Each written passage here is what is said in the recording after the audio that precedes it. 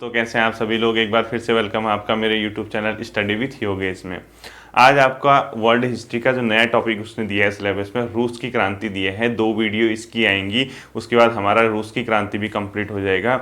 उसके बाद हम पहला और दूसरा विश्व युद्ध देखेंगे और उसी के साथ जो जब हमारा नेक्स्ट वीक में ये दोनों टॉपिक कंप्लीट हो जाएंगे तो संभव है कि नेक्स्ट वीक ही आप लोगों का जो मतलब मंडे तक, जो उसके बाद मंडे ट्यूसडे जो भी आएगा वहाँ तक वर्ल्ड हिस्ट्री में कंप्लीट कर दूंगा। अब इस संडे लाइव क्विज आपकी नहीं हो पाएगी, वो थोड़ा सा सिग्नल के इश्यूज भी आप लोग सभी फील कर रहे होंगे आजकल। दूसरी बात, आपका संडे वेस्ट नहीं जाएगा। बहुत से लोग कहते हैं सर एक मोटिवेशनल वीडियो की ज़रूरत है, तो इस संडे आपकी मोटिवेशनल वीडियो आएगी। और आने वाले मंडे पॉसिबिलिटीज है कि उत्तराखंड इंडिविजुअल टॉपिक सीरीज के अंदर उत्तराखंड का पंचायती राज एक्ट आएगा, जिससे क्वेश्चन आना श्योर है। ठीक है, तो आप लोग उसको लाइक कमेंट और शेयर करके आगे बढ़ाएंगे और सभी लोगों तक उसको पहुंचाएंगे। कल मैंने आपको फ्रांस की क्रांति के बारे में बताया था, उसमें जो करेक्शन करना था आप लोगों ने वो कर लिया होगा।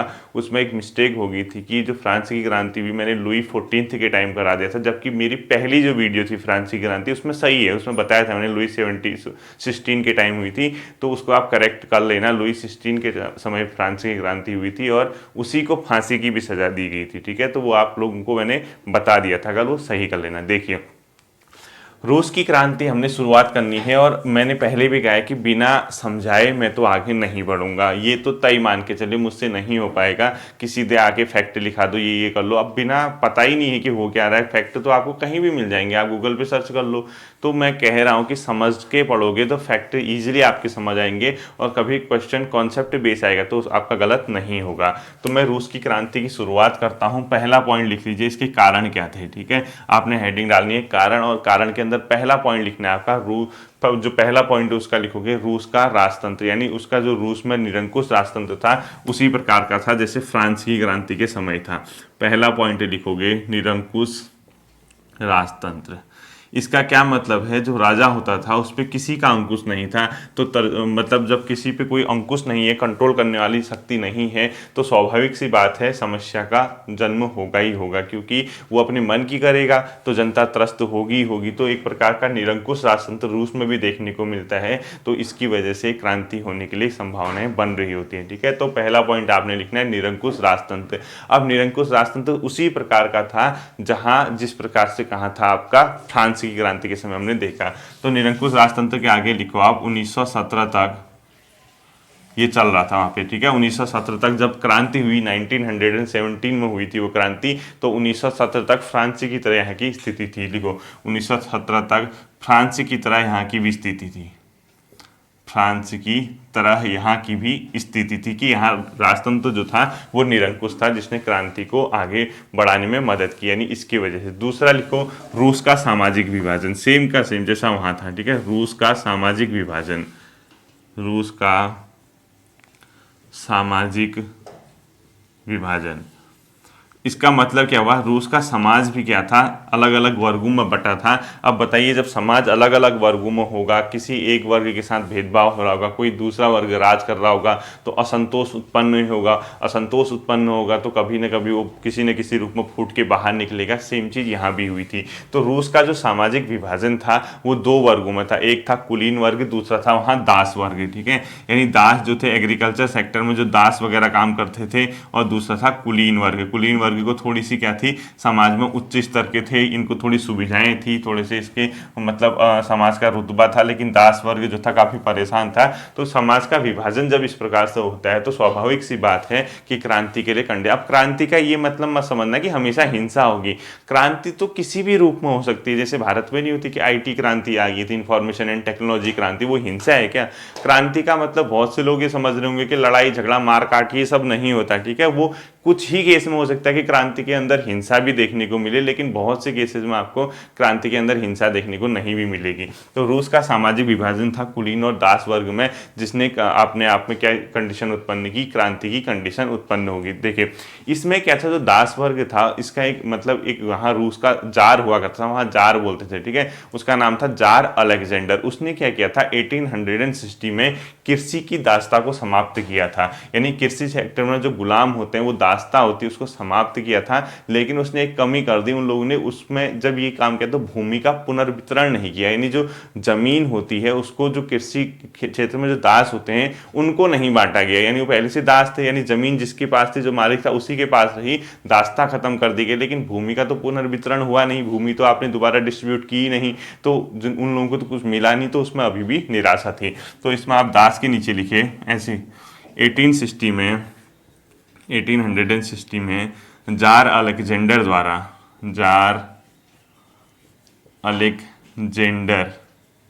द्वारा दास्ता को समाप्त किया गया, दास्ता को समाप्त किया गया। अब दास्ता तो समाप्त किया परंतु भूमि का पुनर्वितरण नहीं, परंतु भूमि का पुनर्वितरण नहीं, ठीक है, भूमि का पुनर्वितरण नहीं, यानी जमीन को दोबारा डिस्प्यूट नहीं किया गया। तो इनमें निराशा अभी भी थी कृषि सेक्टर में जो दास थे, तो यहाँ समाज इस प्रकार से विभाजित था, तो क्रांति के लिए क्या बन रही थी, कंडीशन बन रही थी। तीसरा पॉइंट लिखोगे आप कृषि सुधार, एग्रीकल्चर सेक्टर में जो रिफॉर्म हुए थे, यानी कृषि सुधार लिख लीजिए। अब आप कहोगे सर कृषि सुधार से कैसे यहाँ पे मतलब क्रांति हो सकती है। कृषि सुधार का सीधा सीधा मतलब था, यहाँ का एक अर्थशास्त्री था उसका नाम था स्टापलिन। क्या था, स्टापलिन। इसमें लिखो अर्थशास्त्री स्टापलिन के अंतर्गत, अर्थशास्त्री स्टापलिन, स्टालिन मत करना, स्टापलिन कह रहा हूँ मैं, स्टापलिन, स्टापलिन के अंतर्गत। तो हुआ क्या था, यहाँ ये एक अर्थशास्त्री था इनका, उसका नाम था स्टापलिन। इसके अंतर्गत यहाँ कृषि क्षेत्र में सुधार हुए थे, यानी एग्रीकल्चर सेक्टर में रिफॉर्म हुआ था और लोगों को, किसानों को बहुत ज़्यादा इसमें क्या की थी, एग्रीकल्चर सेक्टर में सुविधाएं दी गई थी, उनके लिए आपके सिंचाई के साधन हो गए या उसमें सरकार ने जो भी मदद की थी। तो इसमें स्टापलिन ने कृषि के क्षेत्र में सुधार किया, लेकिन ये इसने खुद ये माना कि मेरा टारगेट क्या है कृषि क्षेत्र में सुधार करने का, मैं एक धनी किसानों का एक वर्ग स्थापित कर सकूँ, मतलब एक इस प्रकार के किसानों का वर्ग स्थापित करूं जो प्रॉपर क्या हो, संपन्न हो। छोटे किसानों के बारे में इसने नहीं सोचा। और इससे पूछा गया कि आपने ऐसा क्यों किया, तो उसका ये लॉजिक था, उसने कहा जब धनी किसानों का एक वर्ग पैदा होगा, जब इनके पास पैसा होगा, तो वो क्या करेंगे, रूस के जो उद्योग होंगे उसमें जो सामान वगैरह बना होगा वो जब मार्केट में आएगा तो उसको खरीद सकेंगे, क्योंकि उनके जेब में पैसा होगा, यानी उनके पास परचेजिंग पावर होगी। जब उद्योग से बनी वस्तुओं को उस धनी किसान वर्ग द्वारा खरीदा जाएगा तो उद्योगों की क्या होगी, समृद्धि होगी, यानी उद्योग आगे बढ़ेंगे, क्योंकि उनका माल बिक रहा होगा, तो दिन दुगनी रात चौगुनी क्या करेंगे, उद्योग प्रोग्रेस करेंगे। यानी उसका ये लालच था कि धनी किसानों कृषि में क्षेत्र में सुधार करें, जिससे धनी किसानों का एक वर्ग पैदा हो, वो धनी किसानों का वर्ग जो उद्योगों से सामान खरीदेगा और उद्योगों से सामान खरीदेगा तो उद्योग आगे बढ़ेंगे, ठीक है। तो अर्थशास्त्री स्टापलिन के अंतर्गत हुआ था कृषि क्षेत्र में सुधार, और इसका जो टारगेट था वो क्या था, अब इसी के नीचे मतलब क्या करेंगे, एरो डालेंगे और लिखोगे धनी किसानों का वर्ग तैयार करना, धनी किसानों का वर्ग तैयार करना, इसका टारगेट था, ठीक है। और डैश करके उसी के आगे लिख दोगे आप, जैसे आपने धनी किसानों का वर्ग तैयार करना लिखा, उसी के आगे डैश करके लिखो, ताकि उद्योगों को क्या मिल सके, बाजार मिल सके, ताकि उद्योगों को बाजार मिल सके, ये बाजार मिल सके।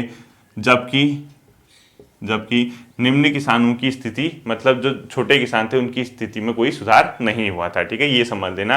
अर्थशास्त्री स्टापलिन के अंदर कृषि सुधार हुए थे, धनी किसानों का एक वर्ग तैयार करना इनका टारगेट था, जिससे उद्योगों को बाजार मिल सके, जबकि निम्न किसानों को या जो नीचे के किसान थे उनकी कंडीशन में कोई सुधार नहीं आया, ठीक है। तो अगला जो चौथा पॉइंट है इसकी क्रांति का, उसको लिखिए रूस के औद्योगिकरण की कमियाँ, रूस के औद्योगिकरण, ठीक है, इंडस्ट्रियलाइजेशन जो यहाँ था कि अपनी कमियां,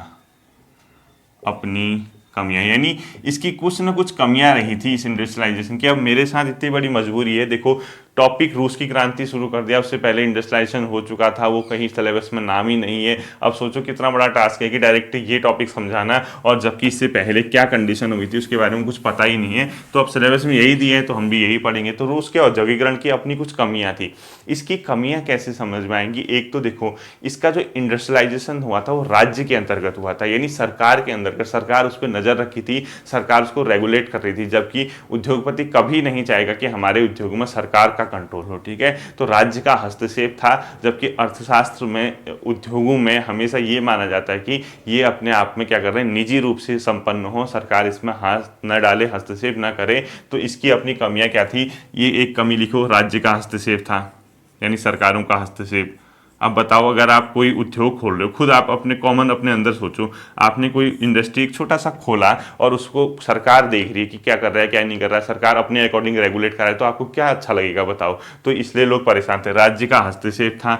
दूसरा, इसमें जो इसके था, एक कुछ ही क्षेत्रों में था, रूस का औद्योगिकरण जो हुआ था वो हर जगह नहीं था, कुछ ही क्षेत्रों में हुआ था, तो इसके क्या आगे समाज में विषमता आ गई। तो दूसरा लिखो, कुछ ही क्षेत्र में, कुछ ही क्षेत्र में इसका क्या हुआ था, इंडस्ट्रियलाइजेशन हुआ था। और साथ ही साथ यहाँ क्या था, किसान जो थे वो किसानों के से क्या दिया जाता था, अधिक कर लिया जाता था, किसानों से अधिक कर, किसानों से अधिक कर लिया जाता था। ठीक है, तो इससे क्या हो गया, यहाँ पे एक प्रकार की असमानता, एक प्रकार के क्या हो गया, डिस्क्रिमिनेशन हो गया, और एक प्रकार के क्या हो गया, कंडीशन उत्पन्न हो रही, मतलब आपकी क्रांति के लिए। तो इसी ने एक खास वर्ग को जन्म दिया, उस वर्ग को बोला जाता है सर्वहारा वर्ग। सर्वहारा वर्ग मतलब जो जिस वर्ग का शोषण किया गया था, मार्क्स वगैरह ये मानते थे कि एक खास वर्ग था जिसको सर्वहारा वर्ग बोला गया था, और वो पूंजीपति जो थे, जो उद्योगपति थे, उनके शोषण का शिकार हुए थे। जबकि वो ये माना जाता था कि सारा काम सर्वहारा वर्ग करता है, श्रमिक वर्ग करता है, और उसको शोषण किसके द्वारा किया जाता है, पूंजीपतियों के द्वारा। तो इसके रिजल्ट क्या हुआ, इससे एक खास वर्ग का जन्म हुआ, और जिसको क्या बोला गया, अपने आप में सर्वहारा वर्ग बोला गया। और उनके अंदर एक वर्ग चेतना उत्पन्न हुई कि यार हम सब एक हैं, हमारे साथ शोषण हो रहा है, हम लोग एक हो जाते हैं, इनके उद्योग वगैरह हमारा शोषण कर रहे हैं। तो सर्वहारा वर्ग के अंदर वर्ग चेतना उत्पन्न हुई कि हमारा हित एक है, और उस वर्ग चेतना ने क्या इंपोर्टेंट, मतलब कहाँ इंपोर्टेंट रोल निभाया, क्रांति में। तो लिखो, सर्वहारा वर्ग के अंदर वर्गीय चेतना उत्पन्न हुई। सर्वहारा वर्ग मतलब श्रमिक वर्ग होता है। ठीक है, सर्वहारा वर्ग के अंतर्गत वर्गीय चेतना कि हमारे अपने हित हैं, हम इनके चक्कर में इनके खिलाफ लड़ेंगे। ठीक है, तो इसके कारण ये सब हुआ। इसके बाद इसको नोट करने के बाद अगला जो पॉइंट लिखोगे तो आप इसी के नीचे ऐसे डैश करोगे। ठीक है, मैं ऊपर करता हूं, आप उसी के नीचे करोगे। देखो, इसके बाद जैसे ये किया तो वहां पे कुछ राजनीतिक पार्टियों का जन्म हुआ, जिसमें एक का नाम था सोशल डेमोक्रेटिक पार्टी। ठीक है, सोशल डेमोक्रेटिक पार्टी, और दूसरी पार्टी का नाम था सोशल रिवोल्यूशनरी पार्टी। तो आप इसी के नीचे आपने एरो करके लिखना है, इसको मैं इरेज कर रहा हूं। तो देखना, आप उसी के नीचे क्या करोगे, इस प्रकार से ऐसे लाइन डालोगे। इसके कारण मतलब बाद में यहाँ पे दो क्या हुआ, राजनीतिक पार्टियों का गठन हुआ। एक का नाम था सोशल डेमोक्रेटिक पार्टी, पहला क्या लिखोगे, सोशल डेमोक्रेटिक पार्टी।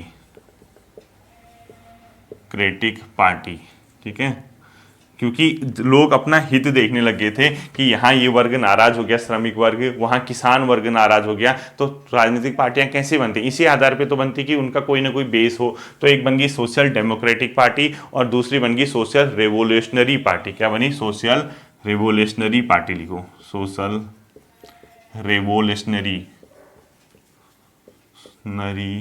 पार्टी।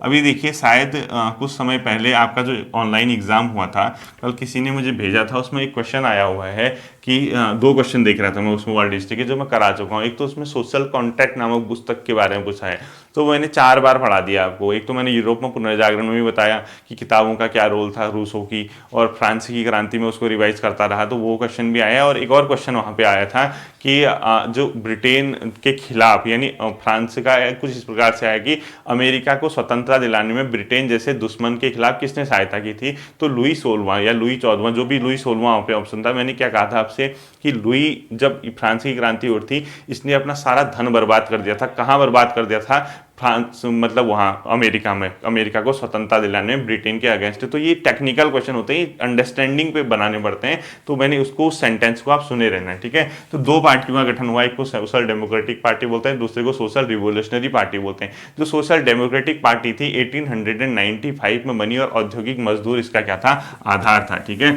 औद्योगिक मजदूर इसका क्या था, आधार था। देखिए, इसको कैसे करना है उसको आप समझिए। देखिए, डेमोक्रेटिक जो पार्टी थी उसका 1895 में गठन हुआ और इसका जो आधार था इन लोगों का क्या था, औद्योगिक मजदूर। इन्होंने कहा यार देखो उद्योगों में काम करने वाले जो मजदूर हैं वो नाराज हैं, तो हम इनको पकड़ के इनको अपना मतलब सपोर्ट करके एक राजनीतिक पार्टी बनाते हैं। इसका आधार था औद्योगिक मजदूर। जबकि दूसरा था सोशल रिवोल्यूशनरी पार्टी, यानी सोशल रिवोल्यूशनरी पार्टी का जो आधार था वो था किसान। ठीक है, इसका आधार क्या लिखोगे नीचे करके, किसान लिखोगे और 1901 में, ठीक है, तो 1901 में ये बनी और इसका आधार क्या था आपका, किसान वर्ग।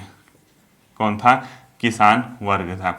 अब देखिए ये जो था औद्योगिक मजदूर, इस पे बाद में क्या हो गया, इन लोगों में थोड़ा सा संगठन में विवाद हो गया और ये जो पार्टी थी दो भागों में बट गई। इसी को बोला जाता है मेनसेविक और वोल्सेविक नामक पार्टी। जो आप देखोगे आगे लेनिन वगैरह, इसको दो भागों में बांट दो, मेनसेविक और बोल्सेविक। बोल्सेविक ये पार्टी बन गई। यहाँ मेनसेविक और बोल्सेविक नामक दो राजनीतिक पार्टियों का क्या हो गया, यहाँ पे गठन हो गया टूट के बाद, बोल्सेविक। इसका क्या हो गया, इस पार्टी का विभाजन हो गया और मोनसेविक और बोल्सेविक नामक राजनीतिक पार्टियां बनी। 1903 में फूट पड़ी थी यहाँ, ठीक है, इसके ऊपर लिखना 1903 में फूट पड़ गई और उस पार्टी के दो भाग बन गए, मोनसेविक और बोल्सेविक। जबकि सोशल रिवोल्यूशनरी पार्टी किसान वर्ग को आगे लेके चल रही थी। इसके बाद क्या होता है, यहाँ पे 1902 में एक संस्था का गठन होता है जो कि प्रतिनिधि दे रही थी, यानी रिप्रेजेंटेशन के लिए एक संस्था का गठन किया जाता है जो अलग अलग वर्ग का रिप्रेजेंटेशन दे रही थी, प्रतिनिधि कर रही थी। उसी को बोला जाता है ड्यूमा। आपसे पूछा जाता है रूस की संसद का नाम क्या है, ड्यूमा। इसी का गठन यहाँ पे हुआ था। तो अगला पॉइंट लिखोगे 1902 में, अगला पॉइंट लिखोगे 1902 में प्रतिनिधि संस्था 1902 में एक प्रतिनिधि संस्था, यहाँ अलग अलग वर्ग का प्रतिनिधित्व हो रहा था, प्रतिनिधित्व संस्था ड्यूमा का गठन हुआ। प्रतिनिधित्व संस्था ड्यूमा का गठन, ड्यूमा। तभी तो क्वेश्चन पूछता है आपसे रूस की संसद का नाम क्या है, ठीक है। तो ड्यूमा का यहाँ पे क्या होता है, गठन होता है, जो कि एक प्रकार की प्रतिनिधि दे रही थी अलग अलग वर्ग को। और साथ ही साथ जब ये सब हो रहा था तो रूस का राजतंत्र मुंह देखा था और रूस के राजतंत्र की शक्ति बहुत क्या होने लगी थी, कमजोर। वहाँ राजनीतिक पार्टियां बनने लगी थी अलग अलग, किसी ने किसान वर्ग को अपने आप ले लिया, किसी ने औद्योगिक मजदूरों को अपने साथ ले लिया, कोई यहाँ चला गया। तो राजतंत्र क्या हो गया था, बहुत ज्यादा परेशान हो गया था। तो इंप्लाइज करके लिखो, अब यहाँ से क्या हो गया, राजतंत्र क्या हो गया, अलग थलग पड़ने लग गया। यानी राजतंत्र क्या हो गया, अलग थलग, ठीक है, यानी अलग अलग हो गया वो। अब ये राजतंत्र अलग अलग कैसे हुआ, इसका जो आधार था पहले कौन सा हुआ करता था, जैसे जो मध्यम वर्ग था वो कहाँ चला गया, इसकी नीति से असंतुष्ट था, ठीक है। मध्यम वर्ग लिखो यहाँ, मध्यम वर्ग, नीचे लगो नीति से असंतुष्ट, नीति से असंतुष्ट, असंतुष्ट था, ठीक है। दूसरा इसका जो आधार हुआ करता था पहले वो था आपका किसान वर्ग, जो कि आर्थिक तंगी से परेशान था। किसान किससे परेशान था, आर्थिक तंगी से, आर्थिक तंगी से कौन था परेशान, किसान वर्ग था। और तीसरा जो वर्ग था वो अपने आप में था कुलीन वर्ग। कुछ तो ड्यूमा में चले गए, बोला कि हम यहाँ प्रतिनिधि करते हैं, और कुछ लोग क्या थे, आर्थिक तंगी से परेशान थे। तो तीसरा लिखो कुलीन वर्ग। कुलीन दो भाग में, कुछ लिखो ड्यूमा में चले गए, कुछ ड्यूमा में चले गए, और कुछ लोग कहाँ चले गए, अपने आप में आर्थिक तंगी से परेशान थे कुछ, ठीक है, कुछ लोगों में आर्थिक तंगी थी। तो हर कोई वर्ग इस वर्ग से क्या था, राजतंत्र से जो निरंकुश था उससे क्या हो गया था, परेशान हो गया था, और वो राजतंत्र अलग थलग पड़ने लग गया था। मध्यम वर्ग नीति से असंतुष्ट था, किसान वर्ग आर्थिक तंगी से परेशान था, जबकि कुलीन वर्ग कुछ लोग ड्यूमा में चले गए, कुछ लोग आर्थिक तंगी से क्या थे, यहाँ पे परेशान। तो ड्यूमा को लिखना है यहाँ पे, कुछ लोग ड्यूमा में चले गए, बाकी आर्थिक तंगी से क्या थे, यहाँ पे परेशान थे, ठीक है। ये राजतंत्र की स्थिति थी। अब अगला पॉइंट लिखोगे अल्पसंख्यकों की मतलब समस्या। क्या लिखोगे अगला पॉइंट, इसको आप लोग स्क्रीनशॉट ले लेना, ठीक है, वो जब मैं साइड में था। तो अगला क्या लिखोगे, अल्पसंख्यक, अल्पसंख्यकों की समस्या, की समस्या। अब ये क्या पॉइंट है, देखिए अल्पसंख्यक क्या होते हैं किसी भी समाज में, जो अन्य के कंपैरिजन में कम पाए जाते हैं। तो अल्पसंख्यकों के साथ क्या हुआ था, एक यहाँ का राजा हुआ करता था, उसका नाम था जार निकोलस द्वितीय। इसी के समय पे क्या भी हुई थी, क्रांति भी हुई थी, ठीक है। जब लेनिन वगैरह आएगा वो बताऊंगा आपको। जार निकोलस द्वितीय द्वारा, जार निकोलस द्वितीय द्वारा रूसीकरण की पद्धति अपनाई गई, रूसीकरण, रूसीकरण किया गया। ठीक है, रूसीकरण का मतलब क्या होगा, जो रूस के मूल का होगा, रूस के लोग होंगे, रूस की संस्कृति से संबंधित होंगे, तो उसको बोला गया रूसीकरण। तो जॉन निकोलस ने ये काम किया, जो बाकी वर्ग थे, अल्पसंख्यक वर्ग था, जो इस संस्कृति को नहीं बिलोंग करता था, यहाँ से नहीं करता था, वो भी इससे क्या हो गया, असंतुष्ट हो गया। तो वो भी क्रांति का क्या बना, एक कारण बना। और अगला पॉइंट लिखो, 1905 में 1905 में जापान द्वारा रूस को हराना, जापान द्वारा रूस की पराजय, रूस की पराजय। हुआ क्या था कि जापान ने रूस को हरा दिया, तो इनके अंदर एक ठेस पहुंच गई कि एक छोटी सी कंट्री थी उस टाइम पे, जापान बहुत छोटा द्वीप है अभी भी, अब तो बहुत मतलब तकनीकी दृष्टि से बहुत आगे पहुंच गया, लेकिन उस समय के हिसाब से जापान द्वारा रूस को हराना अपने आप में पूरे विश्व में की राजनीति को अचंभित कर दिया कि कैसे एक छोटे राष्ट्र ने इसको हरा दिया। और वहीं से उपनिवेश क्या होने लगे, स्वतंत्रता, मतलब उनको ये लगा कि हम शक्तिशाली राष्ट्रों को हरा सकते हैं। रूस ने जैसे ही जापान ने रूस को पराजित किया, वहाँ के लोगों को ये लगा कि हमारे आत्मसम्मान को ठेस, एक छोटा सा राष्ट्र हमें पराजित कर रहा है, ये सब के सब राजतंत्र की वजह से हुआ, इसको यहाँ से हटाना ही पड़ेगा। तो एक प्रकार से अपने आप में क्रांति के लिए इसने भी क्या अपने आप में एक बिंदु बनाया। ठीक है, अब इससे आगे देखो, उससे आगे होता क्या है, देखिए जो अगला इसमें पॉइंट था, आप क्या लिखोगे, प्रथम विश्व युद्ध इसका एक कारण बना। ठीक है, प्रथम विश्व युद्ध, प्रथम विश्व युद्ध इसका कारण बना था। ठीक है, इसमें कैसे, अब ये हुआ क्या था 1914 से 18।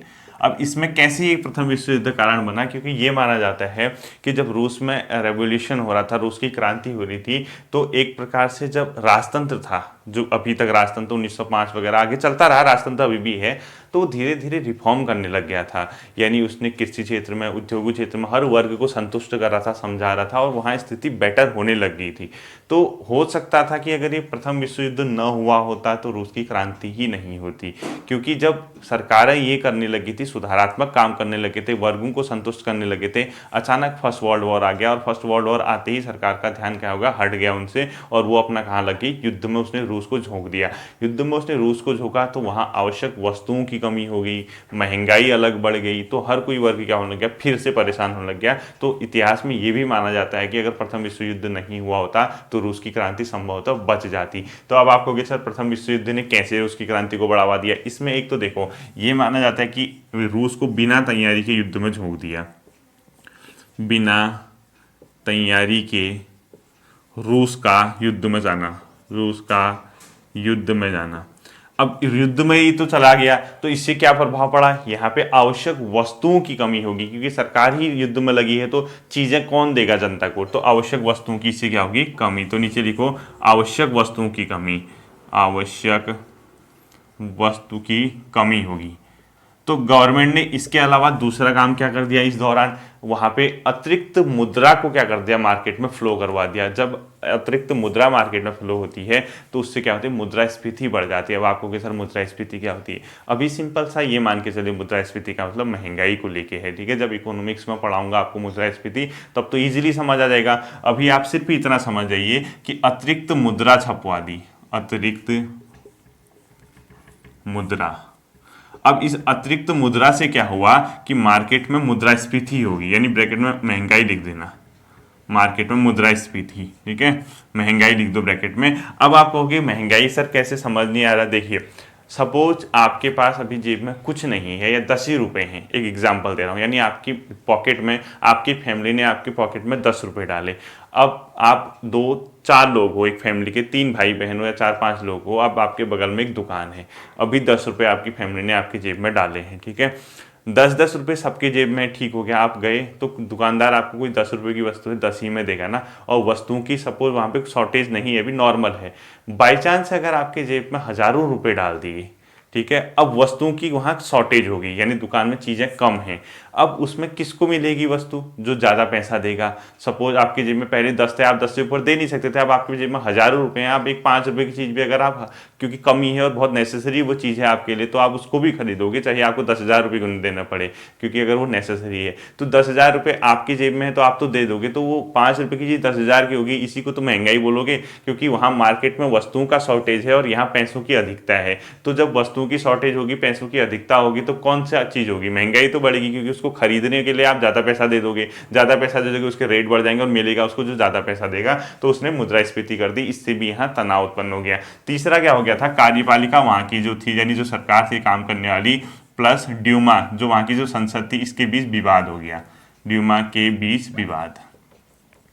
इसकी वजह से भी यहाँ क्या हुआ था, एक प्रकार का यहाँ शासन में क्रांति के लिए कंडीशन बन रही थी। ठीक है, अब इसी दौरान इसका जो शासक था जॉर्ज निकोलस द्वितीय, उसने क्या कर दिया, एक नीति अपना दी जिसका नाम है स्कॉर्च्ड द अर्थ की नीति, यानी आत्मघाती नीति। अगला लिखो, जॉर्ज निकोलस द्वारा स्कॉर्च्ड, ऐसे ही लिखना है। ठीक है, जॉर्ज निकोलस द्वारा स्कॉर्च्ड द अर्थ नीति अपनाई गई, द अर्थ नीति। जॉर्ज निकोलस द्वारा स्कॉर्च्ड द अर्थ नीति, या वहां की सरकार द्वारा स्कॉर्च्ड द अर्थ नीति अपनाई गई। इसका मतलब होता है आत्मघाती नीति। आत्मघाती बोला कि जो हमारे दुश्मन होंगे उसमें सीधे आत्मघात करो, उनको सीधे मारो, यानी स्कॉर्च्ड द अर्थ नीति अपनाने का मतलब होता है आत्मघाती नीति अपना दी गई। इससे भी क्रांति की स्थिति उत्पन्न होगी, जो सरकार का विरोध करेगा, जो हमारे दुश्मन होंगे उसको खिलाफ मार दिया जाएगा, आत्मघाती नीति बोलते हैं इसको, इसके कारण भी। ठीक है, अब जैसे ही वर्ल्ड वॉर हुआ, इसको आप लोग नोट कर लीजिए, तो जॉर्ज निकोलस जो यहाँ का उस टाइम राजतंत्र में था, शासक था, वो खुद ही सैनिकों की कमांड लेके आगे चला गया, यानी सेना की कमांड उसने अपने हाथ में ले ली, और वहां क्या हो गया, राजतंत्र खाली खाली हो गया। उसकी जो बीबी थी उसका नाम था जरीना, और उसका जो आध्यात्मिक गुरु था उसका नाम था रामपुतीन। इन दोनों ने सत्ता अपने हाथ में ले ली और वहां षड्यंत्र शुरू हो गया रूस में। तो अगला पॉइंट आप लिखोगे, जॉर्ज निकोलस द्वारा खुद सेना की कमांड अपने हाथ में ले ली गई। जॉर्ज निकोलस द्वारा सेना की कमांड अपने हाथ में, जॉर्ज निकोलस द्वितीय है। ठीक है, जॉर्ज निकोलस द्वारा सेना की कमांड अपने हाथ में ले ली गई। ठीक है, कमांड अपने हाथ में, जैसे इसने अपने हाथ में ली, राजतंत्र खाली हुआ, और राजतंत्र में दो लोग, एक इसकी बीबी थी जरीना और दूसरा इसका जो गुरु था, गुरु रामपुतीन। मतलब इसको जरीना इसकी वाइफ थी और जो इसका गुरु था उसका नाम था गुरु रासपुतीन। ठीक है, गुरु रासपुतीन द्वारा सत्ता अपने हाथ में क्या कर लीगी, ले लीगी गुरु रासपुतीन द्वारा, और इस कारण से वहां क्या हो गया, षड्यंत्र शुरू हो गया। षड्यंत्र शुरू लिख दो, यहाँ क्या हो गया था, षड्यंत्र शुरू हो गया था। अब जैसे ही ये षड्यंत्र वगैरह शुरू हुआ तो धीरे धीरे क्या होता है, मार्च 1917 तक कंडीशन टोटली यहाँ क्या हो जाती है, चेंज हो जाती है। ठीक है, तो मार्च 1917 में यहाँ की सरकार के खिलाफ हजारों श्रमिक क्या हो गए, सड़कों पे उतर आए। उन श्रमिक को बोला जाता है श्रमिक।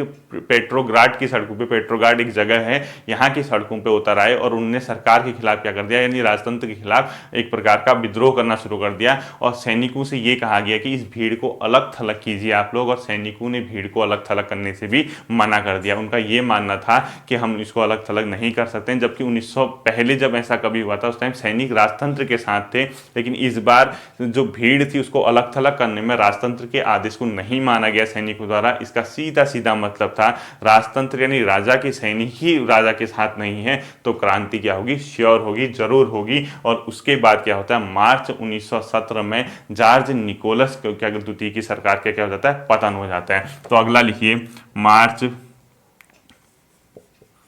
1917, ये क्वेश्चन पूछा जा सकता है। ठीक है, मार्च 1917 में जॉर्ज निकोलस द्वितीय की सरकार का पतन हो गया था। मार्च 1917 में जॉर्ज निकोलस द्वितीय की सरकार का पतन हो गया था। डेट भी लिख लूं, 15 मार्च 1917 को जॉर्ज निकोलस, रूस की क्रांति इसी के समय हुई है, द्वितीय की सरकार का पतन हो जाता है, सरकार का पतन हो जाता है। आपको ये पता होना चाहिए। ठीक है, ये इंपॉर्टेंट फैक्ट हो सकता है। जॉर्ज निकोलस द्वितीय की सरकार का क्या हो जाता है, पतन हो जाता है। और जो यहाँ पे जो आंदोलन वगैरह यानी जो यहाँ पे सड़कों पे उतरे थे उन लोगों ने और सैनिकों ने अपने आप में एक अलग सी राजनीतिक पार्टी, एक डेमोक्रेटिक पार्टी का गठन किया जिसको बोला जाता है पेट्रोग्राड सोवियत नामक क्या कर दिया गया यहाँ पे एक प्रकार की पार्टी का गठन। वो मैं आपको अगली वीडियो में बताऊंगा। तो जैसे ही इसकी सरकार का पतन होता है, पतन होने के बाद अप्रैल 1917 में एक बहुत बड़ा रूस का चेहरा सामने आता है, रूस के इतिहास का बहुत बड़ा चेहरा। अप्रैल 1917 में, अप्रैल 1917 में जर्मन सहायता से इतना बड़ा बड़ा लिख रहा हूँ देखो। अब अप्रैल 1917 में जर्मन सहायता से लेनिन रूस में क्या हो जाता है, अवतरित हो जाता है। लेनिन का रूस में क्या हो जाता है, आगमन हो जाता है। लेनिन